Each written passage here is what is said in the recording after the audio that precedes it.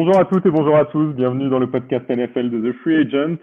On se retrouve aujourd'hui pour terminer nos analyses des différentes divisions de cette ligue avec Bertrand aujourd'hui. Salut Bertrand. Salut Mika, bonjour aux auditeurs. Et donc ensemble Bertrand, aujourd'hui on va parler de la dernière division qui nous reste à analyser, l'AFC West. Une AFC West qui a été, on peut le dire, pour le moment très active sur le marché de la free agency. Mais on va y venir parce qu'on va parler de chaque équipe individuellement. On va commencer par les champions de la division, les Chiefs, qui ont terminé donc avec un bilan à 12-5 après un début de saison un peu mitigé. Les Chiefs, ils affrontent une intersaison, on va dire, plutôt calme. Ils ont un agent libre majeur qui va justement quitter le club, qui est Tyrann Mathieu. Pour le reste, ils vont garder plutôt la même structure. Ils ont déjà trouvé un remplaçant à Mathieu avec Justin Reed qui a signé. Euh, pour le reste, qu'est-ce que tu penses qu'ils peuvent apporter justement à cet effectif, Bertrand? Pour le coup, du côté de Kansas City, on a quand même une très bonne base. On a, durant toute l'année dernière, on est revenu sur un élément en disant que ça serait bien que, malgré Tyreek Hill et Travis Kelce, les Chiefs s'orientent un peu sur un deuxième receveur, un peu plus de Ouais, talent, ouais, depuis le tout à fait. départ de Sammy Watkins. Sammy Watkins, Donc, ouais. Donc voilà, on sait qu'ils vont orienter sur ce genre de choses. Alors, il y a des franchises où on sait très bien la somme de problèmes qu'ils peuvent avoir. On en a parlé sur d'autres podcasts qui sont très très larges. Là, on est sur des franchises un peu à la Bills, entre guillemets, où voilà, ils ont quand même déjà une très très bonne base de jeu, très bonne base d'équipe, et ça ne se joue qu'à des détails, on va dire, de joueurs en eux-mêmes. Donc il faudra surtout voir là-dessus par rapport à la ligne offensive qu'ils ont bien, je vais dire, pas renforcée, mais qui est déjà bien en place parce qu'il y a eu à un moment donné une crainte par rapport à ça durant la saison dernière. Et aujourd'hui, on sent bien que après la saison qui vient de passer, on a quand même eu une ligne offensive qui a bien protégé. Hop, le nom m'échappe. Le nom m'échappe du quarterback, tu vas me le Tu dire. parles de Mahomes? Et Mahomes, voilà, Patrick Mahomes. Excuse-moi, c'est la fatigue. C'est la fatigue. Les auditeurs m'excuseront. Donc au final, on a quand même une équipe qui est vraiment bien en place, où il y a peu de trous à combler. Ça, c'est certain. Oui, et tu parlais de la ligne offensive, ils ont fait un très bon travail quand même entre le Super Bowl perdu face aux Bucks et justement la saison dernière. Ils ont reconstruit complètement leur ligne offensive. On peut dire que ça a plutôt bien marché pour eux, cette refonte de la ligne. Ils ont ajouté Creed Humphrey, qui était l'un des centres vraiment qu'on attendait sur cette draft, et il a été très très bon l'année dernière. Ils ont été chercher Orlando Brown, qui a aussi fait un très bon travail. Donc c'est vrai que là-dessus, il y a eu vraiment une refonte qui a très bien fonctionné du côté de Kansas City. Après, je pense que côté défense, et particulièrement le secondary, il devrait essayer de se renforcer. Il n'y a pas une grosse équipe de cornerback, que ce soit Fenton ou Snead. Bon, c'est des bons joueurs, mais c'est pas non plus du top niveau. Donc, à mon avis, ils devraient plutôt essayer de se renforcer de ce côté-là. Euh, pour la draft, ils vont justement avoir le 30e choix. Donc, à mon avis, ils vont se diriger vers un joueur plutôt du secteur défensif. Euh, ça me paraît plutôt logique pour eux. Et il y a cette question aussi, comme tu l'as souligné, hein, des cibles en fait pour Mahomes. Est-ce qu'ils vont pouvoir trouver des joueurs capables d'être un peu décisifs comme l'était Watkins par moment? Parce que c'est vrai qu'on l'a encore vu, particulièrement contre les Bills en playoff, les deux joueurs qui portent vraiment l'équipe offensivement, c'est Hill et Kelsey, quoi. C'est vraiment les deux cibles prioritaires, et je pense que ce serait bien qu'ils arrivent à trouver justement un autre receveur qui puisse prendre un peu le relais dans les moments où justement Hill et Kelsey vont avoir peut-être un peu moins d'espace parce qu'ils vont être très très surveillés. Je sais pas ce que t'en penses, Bertrand. Alors moi, de mon côté, effectivement, j'ai vu que l'équipe tournait vraiment bien par rapport à tous ces joueurs-là. Ce qui est certain, c'est qu'on en est revenu aussi à revoir par rapport à Chris Jones, qui apporte énormément sur la ligne défensive, mais on a aussi Frank Clark qui est pour le coup parfois un peu esselé, et on sait bien que du côté de Steve Spagnuolo, le coordinateur défensif, on joue surtout sur les coups que peut faire cette défense et pas forcément foncièrement sur un ensemble de défense qui va étouffer.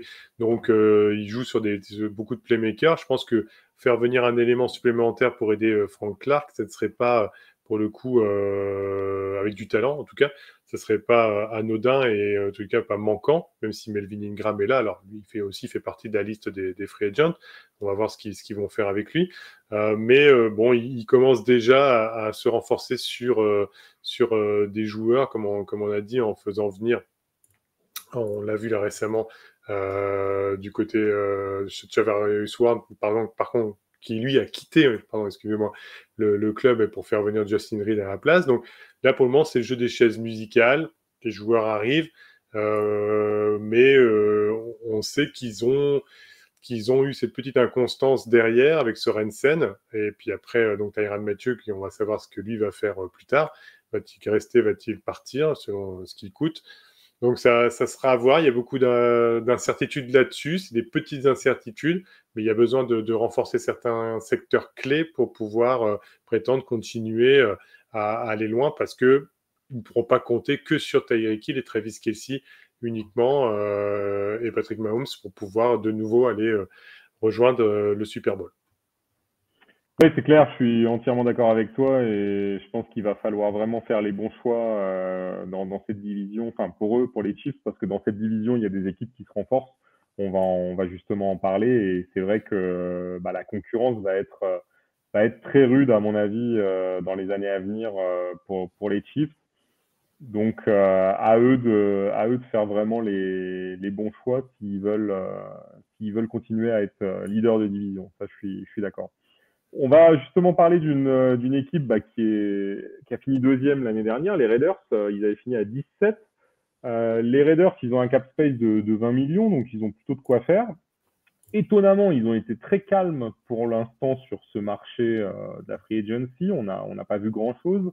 Le seul mouvement vraiment qu'on les a vu faire, ça a été d'offrir un nouveau contrat à Max Crosby, qui lui a été très bon depuis son arrivée aux Raiders. À part ça, pas grand-chose du côté des Raiders. Pourtant, c'est une équipe, on est d'accord, Bertrand, qui a vraiment besoin de se renforcer, je pense, pour prétendre à plus. Oui, alors bon, là, ils ont fait venir l'ancien coordinateur offensif des Patriots, Josh McDaniel, pour reprendre les rênes après le bon travail de Bizakia, quand même, sur la fin de saison.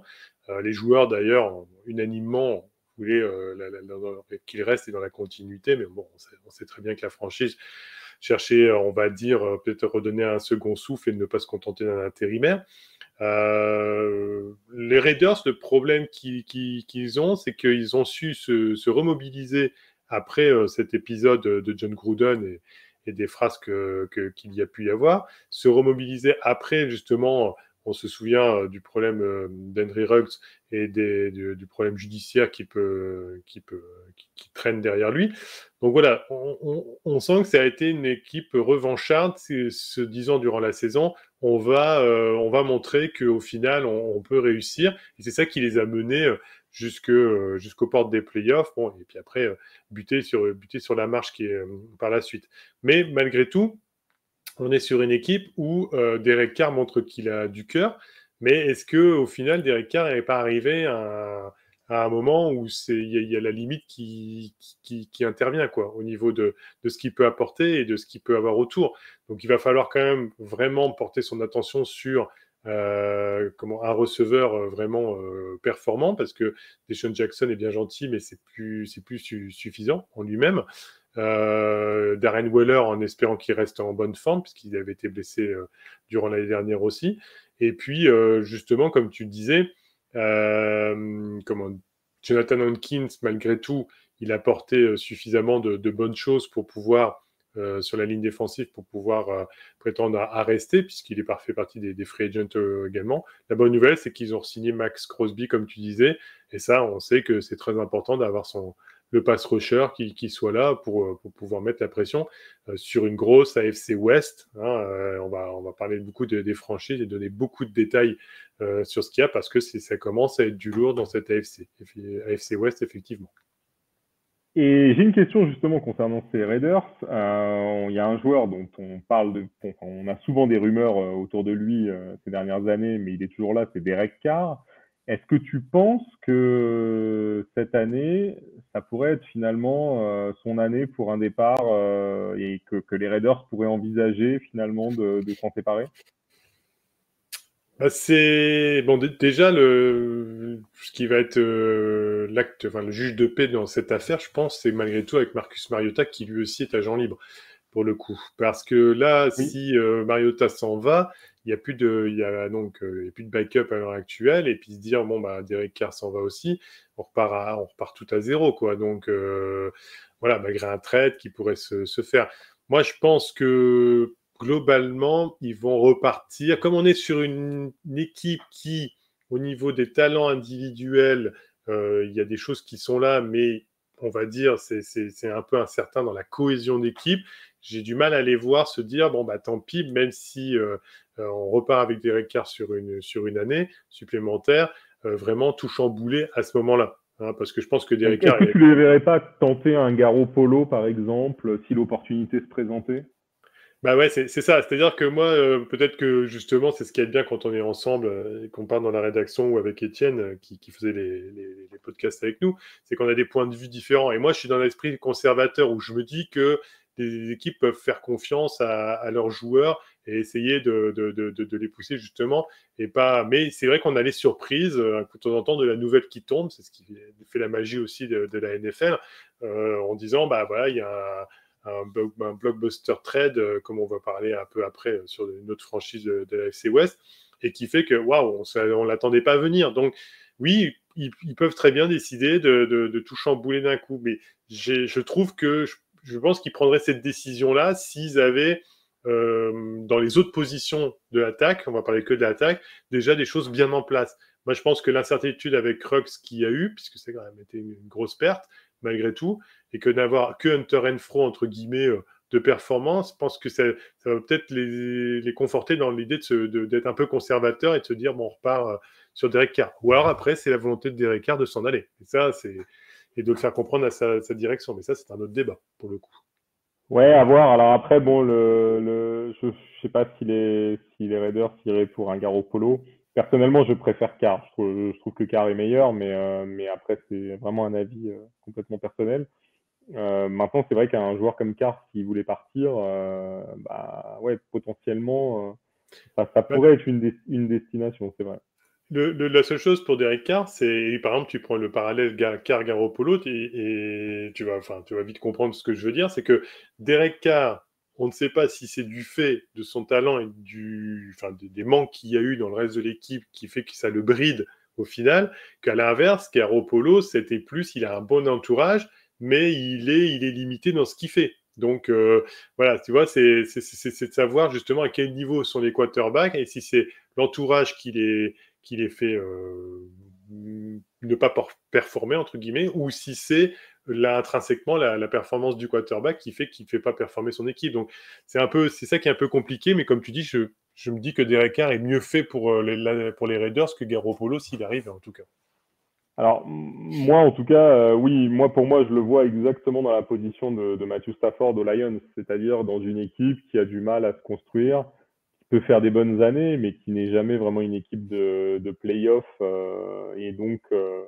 Donc, pour moi, en fait, Carr, je le compare vraiment à Stafford. Est-ce que de faire un move vers San Francisco, par exemple, serait, à la manière de Stafford, un moyen d'aller chercher le Super Bowl? Peut-être. Ouais, En tout cas, ça mettrait Carr dans la position de dire bah il n'y a plus d'excuses. L'équipe, elle est là. oui. Il y a une grosse structure. Maintenant, il faut gagner. Un peu comme Stafford avec les Rams.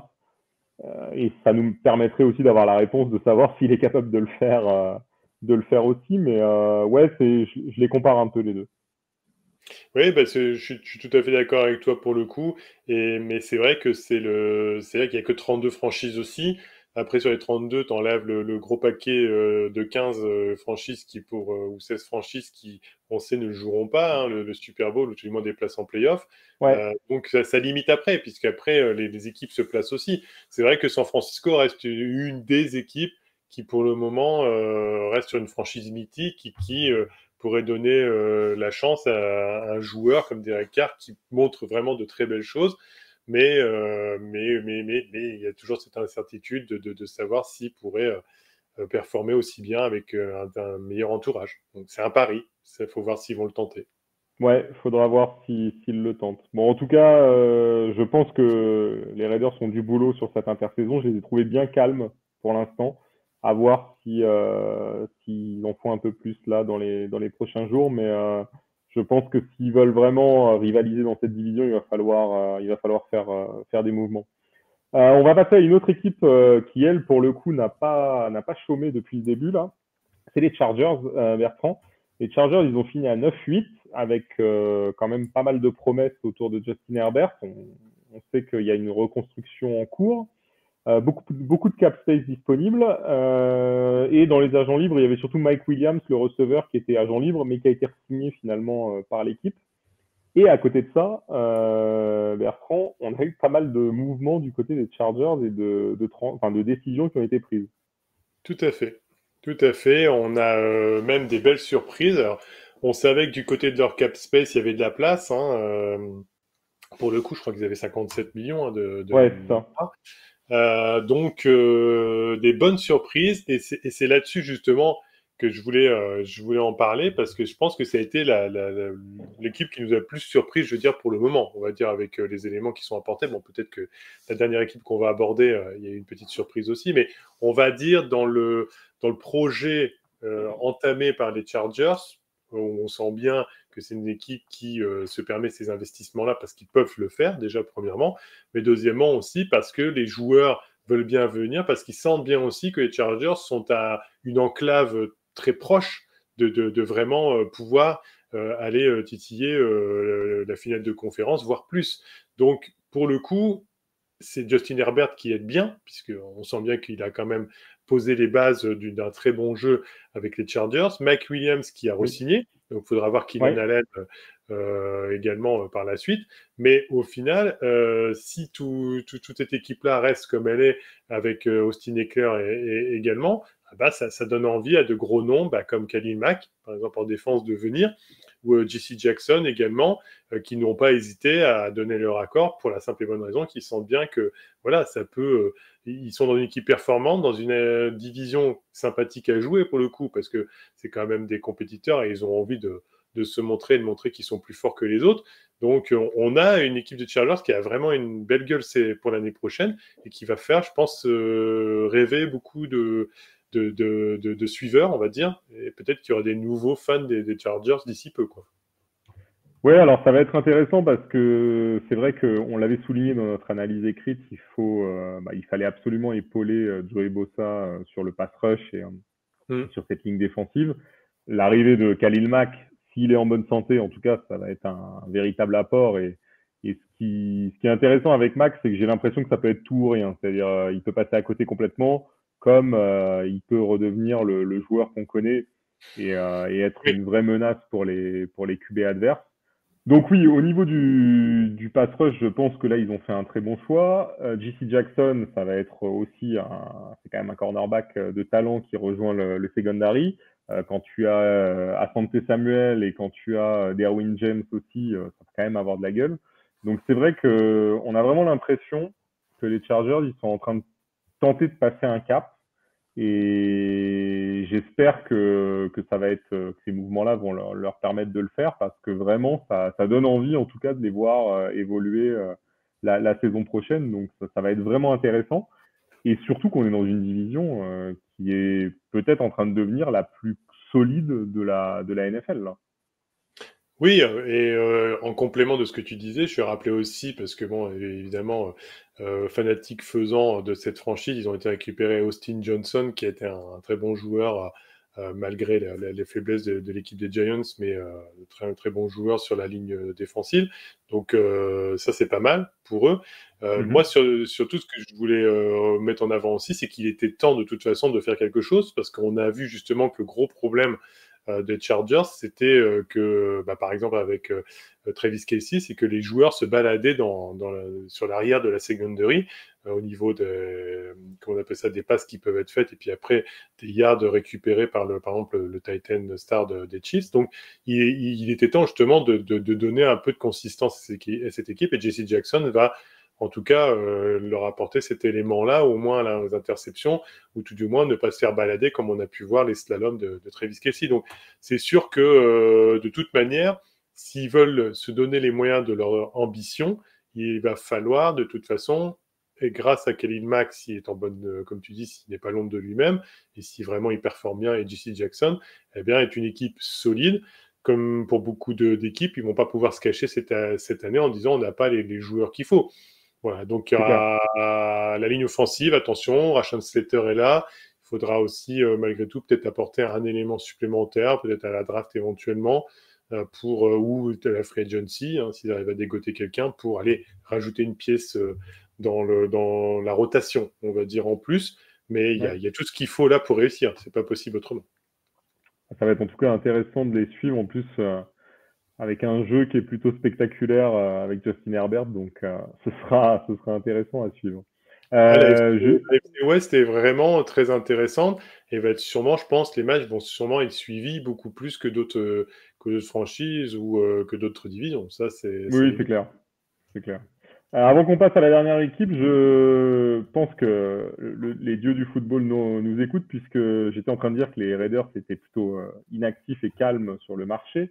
Et ils viennent de signer Chandler Jones des Cardinals, donc qui va les rejoindre. Il va s'engager avec les Raiders. Donc ça va leur faire un joueur pour le coup de poids sur la ligne défensive aux côtés de Crosby. Donc voilà. C'est le premier gros move des Raiders sur cette intersaison. Oui, là, comme on a parlé juste avant, c'était obligatoire et voilà, ça voilà. apporte ce que l'on disait par rapport à cette équipe. C'est ça. On va passer à la dernière équipe qui a été peut-être la plus active sur ce marché pour l'instant de la free agency, enfin de la free agency plutôt des trades du coup. C'est les Denver Broncos. Les Broncos, ils avaient fait une saison plutôt mauvaise à 7-10 l'année dernière. Ils abordaient l'intersaison avec un cap space de 39 millions et ils avaient surtout une problématique, c'est qu'ils n'ont pas de quarterback. Enfin, ils n'avaient pas de quarterback. Ils ont essayé avec Drew Lock, ça n'a pas marché. Ils ont essayé avec Teddy Bridgewater, ça n'a pas marché. Et ils ont décidé tout simplement de sortir l'artillerie lourde, Bertrand, puisqu'ils sont allés chercher Russell Wilson du côté des Seahawks. Et on peut dire qu'ils ont donné beaucoup de choses pour aller chercher Russell Wilson, puisqu'ils ont donné 2 premiers tours de draft, 2 seconds tours, un 5e tour et 3 joueurs, dont Drew Lock et Noah Fant. Et en échange, ils récupèrent donc Russell Wilson et un 4e tour qui est anecdotique. Qu'est-ce que tu en penses? Et est-ce que tu penses que ces Broncos, avec ce move et les autres choix qui ont été faits, on va en parler après, est-ce que tu penses que c'est une équipe qui est en train de prendre les bonnes décisions? Pour le coup, je dirais oui. Après, ce qui va me faire drôle, c'est comme à tout le monde, de voir Russell Wilson sous un autre maillot. Ça va être un moment un peu irréel, je pense, tout du moins par rapport à ça. On s'y attendait pas du tout. Comme je disais tout à l'heure, c'est un peu les surprises de la NFL et des trades et des moves durant cette période. Maintenant, il y a tout ce qu'il faut, je pense, pour réussir. Voilà, dans cette équipe, il y a quand même Jerry Jeudy, Courtland Sutton et Tim Patrick au niveau des wide receivers. Donc après, il va falloir évidemment combler l'absence de Noah Fant, qui était quand même un très bon tight end, qui pour le coup, mais je pense que c'est quelque chose qui peut se remédier à la draft ou encore à la free agency. Tout dépend comment ils vont gérer leur affaire. Alors la draft, sachant que ils auront un 2e tour assez lointain et c'est à peu près tout, puisque après ils auront des 3e tours, des 4e tours, mais en tout cas pas de premier tour, ça. Fini, Bah, ils l'ont donné. après, ils peuvent tenter le coup sur un Titan au deuxième tour. Hein. Effectivement, on n'a pas Ouais, bien sûr. le choix d'avoir le meilleur Bien qu'il va sûr. avoir sur le marché. Bon, de toute façon, ils ne pouvaient pas, avec le blockbuster trade qu'ils ont fait, ils ne pouvaient pas prétendre à se dire qu'ils allaient pouvoir garder toute leur force vive, comme pour beaucoup d'équipes. Donc, c'est vrai, je te rejoins. Il va falloir quand même essayer après de trouver d'autres solutions, mais il y a une bonne base. Il y a une bonne base quand même. Là, je pense que la ligne offensive n'est pas très connue en soi, mais fait quand même le travail minimum. Il n'y a pas de gros noms, mais elle n'a pas pris l'eau non plus totalement. Hein. Je pense que Drew Lock a été quand même, en tant soit peu, bien protégé pendant qu'il essayait de performer comme il pouvait, on va dire, avec ses capacités à lui. Moi, je rajouterais aussi qu'ils ont été chercher Randy Gregory des Oui. Dallas Cowboys, là, récemment, qui n'est pas, je dirais, un renfort anecdotique pour le coup. Alors après, bon, c'est sûr qu'il y a l'âge, entre guillemets, hein, c'est toujours pareil, il faut prendre des pincettes hein, en parlant d'âge, mais l'âge faisant aussi, c'est pas forcément toujours simple de se dire qu'il va performer de la même manière. Mais au final, avec Patrick Surtain 2, lui, voilà, Ils j'irai à ont tous les aussi été postes. chercher DJ Jones, il Voilà. faut pas oublier, qui À tous les arrive aussi. postes clés, Justin Simmons, Patrick Surtain 2, DJ Jones, Randy Gregory, voilà, Bradley Chubb, à tous les postes clés, on a le derby, il y a ce qu'il faut. Donc pour moi là, ce move-là, et on sait qu'un move de quarterback fait la différence et donne un élan à une équipe. Ce move-là peut donner un très bon élan à cette équipe et je répète, une super AFC West qui fait quand même saliver.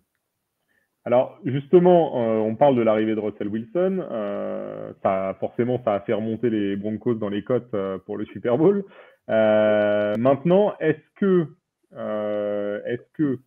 cette équipe et ce corps de receveurs, Judy, Sutton, Patrick, est-ce que c'est plus fort que ce qu'il avait à Seattle, c'est-à-dire Lockett, Metcalf, pardon, et Swain qui était le troisième Mm. receveur. À ton avis, est-ce qu'il va pouvoir performer de la même manière ou pas? Bah, je dirais c'est pas foncièrement sur la qualité intrinsèque des receveurs que je pense ça va se jouer. Alors oui, je pense que si ta question était orientée globalement, je pense que ce qu'il avait chez les Seahawks c'était peut-être plus fort, avec Lockett et DK Metcalf intrinsèquement en valeur pure de joueurs. Maintenant, on est peut-être sur des receveurs plus équilibrés, sur un jeu d'équipe plus équilibré du côté des Broncos. Mais simplement, ce qui va peut-être faire la différence et qui sera peut-être un peu mieux protégé enfin Russell Wilson sera un peu mieux protégé que ce qu'il ne pouvait l'être à Seattle, puisqu'on savait très bien que depuis des années, c'était le Hmm. problème majeur de la ligne offensive. Alors, je dis pas que, je répète bien, la ligne offensive n'est pas foncièrement la meilleure des Broncos, globalement, mais peut-être qu'elle fera mieux, justement, et une meilleure protection pour lui laisser le temps de lancer, et puis surtout de ne pas sauver sa peau à chaque snap. Donc, c'est un peu la chose, en tout cas. Ouais, ouais, bah, ça va être en tout cas effectivement intéressant à voir. Une chose est claire, ces Broncos, pour l'instant, ils ont l'air d'avoir plutôt très bien travaillé au niveau de l'intersaison. Ils ont renforcé leur attaque parce que de toute façon, l'arrivée de Russell Wilson à lui tout seul renforce cette attaque. La défense, ils ont fait quelques additions, en particulier sur le côté ligne défensive et pass rush. À voir comment le secondary pourra se comporter. Il y a quand même des joueurs de qualité, tu l'as dit, hein, Simmons, Surtain, il y avait Ronald Darby aussi dans l'effectif. On a Bradley Chubb aussi en linebacker qui est un très bon joueur. Donc ça me paraît en tout cas très intéressant ce qui est en train de se passer du côté de Denver. Est-ce que on assiste à un all-in un peu comme les Rams, de dire bon bah là on met tout là sur 2 ans et l'objectif il est clair, c'est le Super Bowl là. Euh, ouais, en fait, je trouve que les Denver Broncos, sous l'ère John Elway, entre guillemets, ont souvent été un peu de fonctionner de cette façon-là, c'est-à-dire que j'ai l'impression que c'est une franchise qui est capable justement de créer ce genre de choses, d'aller chercher le très bon quarterback. On l'a vu avec Peyton Manning, hein, même si on n'était pas sur les meilleures C'est années ça. de Peyton Manning, mais d'aller chercher un joueur comme ça et puis même si c'est plus équilibré sur le reste de l'équipe, c'est quand même, ils ont compris que c'était quand même le quarterback qui faisait la différence. Mais c'est toujours sur du court terme. C'est-à-dire que, inévitablement, c'est sur du 2, 3 ans maximum et qu'après, Bah là, c'est voilà. exactement ça parce que Russell Wilson n'a que 2 ans de contrat. Voilà. Donc, on sent très bien que c'est ça. Et puis, peut-être qu'après, eux, ils ne vont pas retomber dans les bas-fonds de la ligue parce qu'ils vont être capables de savoir garder certains éléments. Et même après, avec un backup qui sera là et qui prendra la suite de Russell Wilson si il ne devait pas rester ou pour X raison, on ne sait pas l'avenir de tout ça. Mais voilà, ils sont capables de faire ça et ils l'ont fait même à l'époque de John Elway qui avait joué également, enfin, d'une certaine manière, hein, qui les avait amenés à 2 Super Bowls gagnés. Voilà, je trouve Mhm. ils sont capables de ce genre de choses. On dirait que c'est une franchise qui est faite comme ça. Et pour le coup, non seulement ils ont fait ça, mais ils sont pas dépeuplés sur le reste. Et ils ont des très bons joueurs en défense comme en Ouais, ouais. attaque. Euh, Là, ils fonctionnaient sur un comité de coureurs avec Melvin Gordon et Javonte Williams. Javonte Williams. Bon, voilà, Melvin Gordon est free agent. Est-ce qu'ils vont savoir le conserver? Est-ce qu'il va partir? Toujours pareil, mais je pense pas que de toute façon, même s'il ne compte que sur Williams, ça sera un très gros problème, puisque de toute façon, on peut très bien trouver un running back dans des tours de draft. C'est pas aujourd'hui, on le sait très bien que c'est pas le plus compliqué. Non, va falloir se méfier d'eux, puisque là, ils ont passé un cap et puis ils viennent renforcer, je me répète, une AFC West qui est déjà bien fournie en termes de talent. Ça, c'est sûr. Ouais, c'est clair, c'est clair. En tout cas, ça va être une division très disputée et à mon avis très intéressante à regarder parce que au niveau des quarterbacks, là, ça va être fourni de chez fourni entre Mahomes, Herbert, Wilson et Carr. Et si Carr s'en va, peut-être, bah, admettons Garoppolo, ce serait à mon avis, ça va être très intéressant à suivre. Bertrand, qui sera champion de division? Ah, alors là, on a pu trouver pour d'autres divisions des réponses beaucoup plus, je vais dire, évidentes par rapport aux 4 équipes.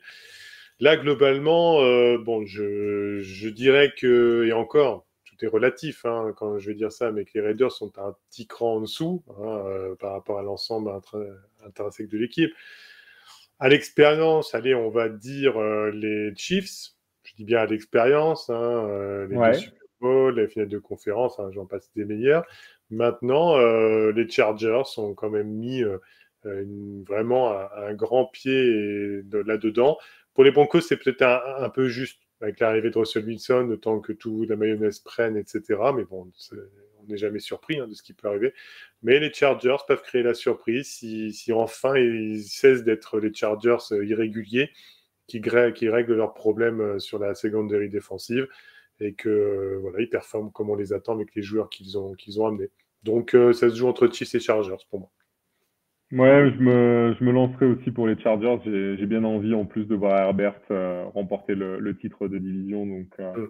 moi aussi, je vais aller pour les Chargers, même si je pense que, attention, parce que des choix comme Khalil Mack, ça peut être un peu qui tout double. Donc, à voir. Mais si je dois me lancer, allez, pour le fun, dire les Chiefs, ce serait trop facile. Donc, j'irai pour les Chargers aussi. Ouais, ben, en fait, les prédictions qu'on fait du jour ne sont pas forcément ceux qui se réaliseront demain. Hein. On s'excuse auprès de nos auditeurs par la suite de la saison quand on se donnera rendez-vous et qu'elle aura repris. On rira peut-être de nos prédictions, mais pour le coup, c'est toujours amusant de le faire parce que quelquefois, on est bien surpris à la fin de la saison de ce que l'on a pu dire, c'est certain. Oui, oui, et puis bon, après, il y a aussi autre chose, c'est que dans tous les cas, on analyse une situation aujourd'hui, on verra évidemment avec les blessures, avec tout ça, ce que ça donnera. Et en plus, il y a Exactement. encore beaucoup de choses qui vont se passer avec la draft, donc ça va être vraiment très intéressant. Et c'est aussi ça qui est cool avec ce sport, c'est que bah, on parle d'effectifs de 33 joueurs, on n'est pas juste en train de parler de petits effectifs. Par exemple, je pense au basket où il y a beaucoup moins de joueurs. Là, on est sur des gros effectifs, c'est 53 joueurs, donc il y a plein de facteurs qui peuvent venir influencer les résultats, et c'est ça qui est intéressant avec le football américain. Bah, c'est surtout, et on s'excuse auprès d'ailleurs des autres joueurs qu'on n'a peut-être pas pu mentionner, mais on a quand même un temps imparti pour faire les podcasts pour que ça soit intéressant pour les auditeurs. Donc effectivement, il y a beaucoup d'autres joueurs, comme je dis, 53 en tout, et il y a évidemment des joueurs qui sont moins en vue, mais qui ont autant leur importance. Et on espère que justement les boards de chaque franchise arrivent à bien manager pour pouvoir amener les éléments clés dans chaque ligne pour réussir, en tout cas, ça c'est sûr. Ouais, en tout cas, ça va être une AFC West très compétitive et on a hâte de suivre ça parce que vraiment, j'ai envie de voir ce que va donner Russell Wilson. Il faut pas oublier qu'en plus, il change de conférence. Il était en NFC, il va passer en AFC. Et Ouais. c'est vrai que la AFC est très compétitive actuellement, notamment avec Burrow, avec Herbert. Donc ça va être vraiment une division à suivre de très près. Merci Bertrand, merci pour ton analyse. Merci Merci. aussi à tous nos auditeurs de nous suivre au quotidien. N'hésitez pas à retrouver l'analyse écrite de cette AFC West sur le site. Bertrand, on se retrouvera pour d'autres analyses, d'autres expertises sur la NFL dans les prochaines semaines. Merci à toi. Eh ben, merci à toi, Mika. C'était un plaisir de faire toutes ces, on va dire, revues d'effectifs et on va dire de chaque division. Et puis c'est toujours un plaisir. Et puis on attend, on a des belles surprises à voir. On a fini en apothéose avec la FC West. C'est là, ce sera la belle surprise de cette année, on espère. Et donc on a plein de beaux jeux à voir pour la reprise de la NFL. Mais avant, il y a la draft, il y a plein d'autres choses. Restez avec nous en tout cas. Ouais, restez en tout cas connectés avec nous. Il y a encore beaucoup de choses à venir, notamment effectivement la free agency qui va continuer, la draft aussi qui arrive dans quelques semaines. On vous prépare plein de choses à ce niveau-là, donc restez connectés sur le site. Merci encore à tous et on vous souhaite une bonne journée ou une bonne soirée. À bientôt. Bientôt. Au revoir.